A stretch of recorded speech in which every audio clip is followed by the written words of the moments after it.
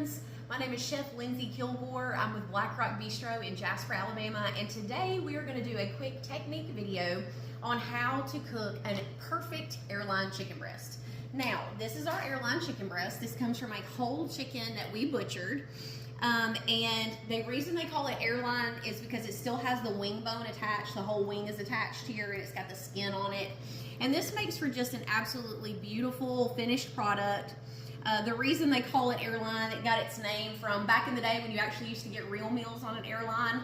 And this was a great way for you to hold this and eat while you're flying through the air. You don't have to worry about that anymore because you're not getting anything like this. You're just lucky if you get pretzels. But anyway, we're gonna flip this over and we're gonna season both sides. Right now we just got some salt and pepper. We are going to season this, and you wanna make sure and take a paper towel and pat your chicken dry. I've already done that. That way there's no excess water on there. And that way it's not gonna pop when you get it in the pan, and then it's also gonna give you a really nice crispy skin. So this is just patted dry with a paper towel.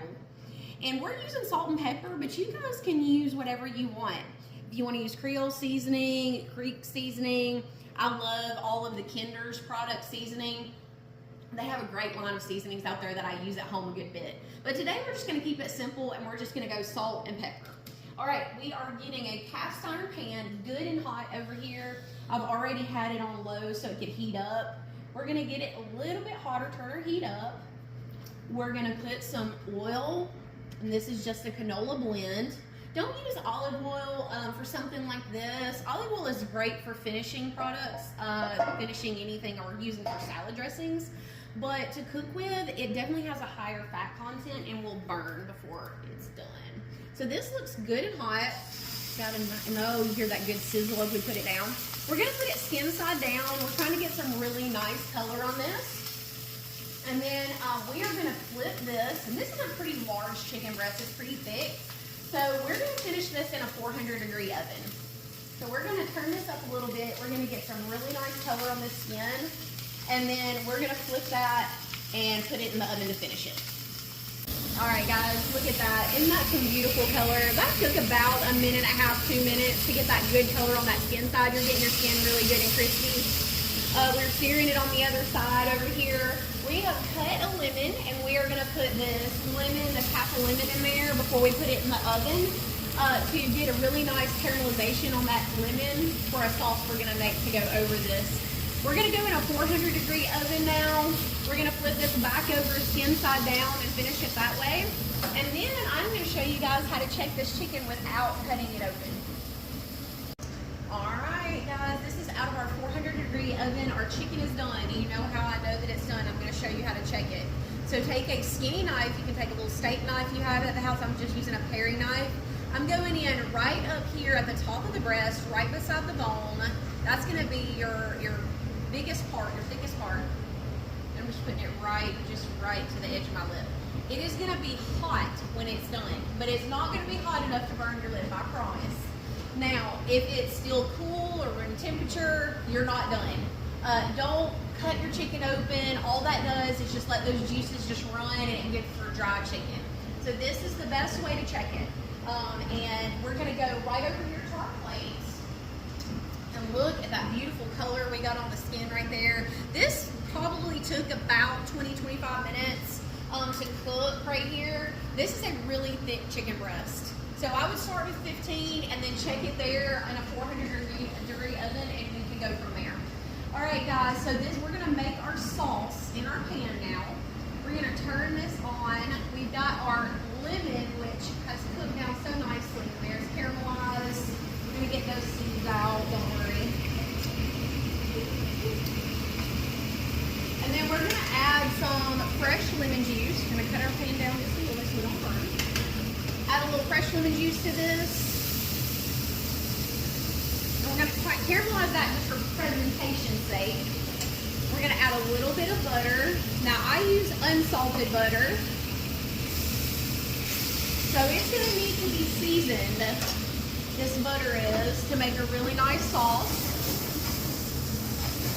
Oh my gosh, it smells so good. Now I'm just going to season this with a little bit of salt, kosher salt. But here's where you can get creative, okay? You can add capers to this, make a lemon caper sauce. When it's time for your fresh herbs to come in, you can put some fresh herbs, some oregano, thyme, chives, whatever you like in here, rosemary if you like. You can use Greek seasoning, just be creative. This is just a technique video, so this is your opportunity to be creative at this stage. So because I'm using unsalted butter, I added a little bit of salt to this. If you have salted butter, you might want to taste it first before you season it. Alright guys, and that is just a beautiful brown butter lemon sauce that we're going to pour right over here. Gosh, doesn't that look beautiful? Absolutely gorgeous. Then we are going to plate this right here, right next to that. And you can serve this over buttermilk mashed potatoes, over rice, whatever you want as your side dish. But that sauce is going to be absolutely delicious over some potatoes or some rice. It's going to be absolutely gorgeous. Look at that. Isn't that beautiful? Beautiful finished product there. And the perfect chicken breast cooked perfectly. And remember guys, all we have to do is stick a tiny little knife in there to test it when it comes out of the oven. So no cutting our chicken open and letting it dry out anymore. Funny story about this knife. I used to carry this knife with me. I worked in New Orleans. Greg and I did for a while, and I worked in the French Quarter at Bayona. Absolutely wonderful restaurant, still there today. But I did have to park several blocks away, and walking through the French Quarter can sometimes be a little bit sketchy.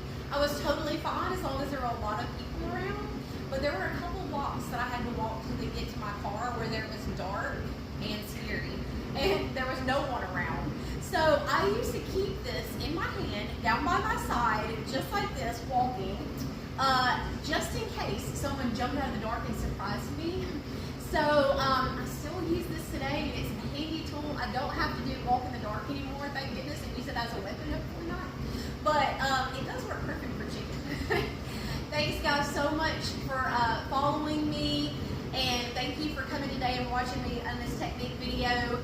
Follow me on Facebook as Lindsay Kilgore. I'm on TikTok as Chef Lindsay K and Instagram as Chef Lindsay K. Also, these days you can find me on YouTube also as Lindsay Kilgore. See you soon.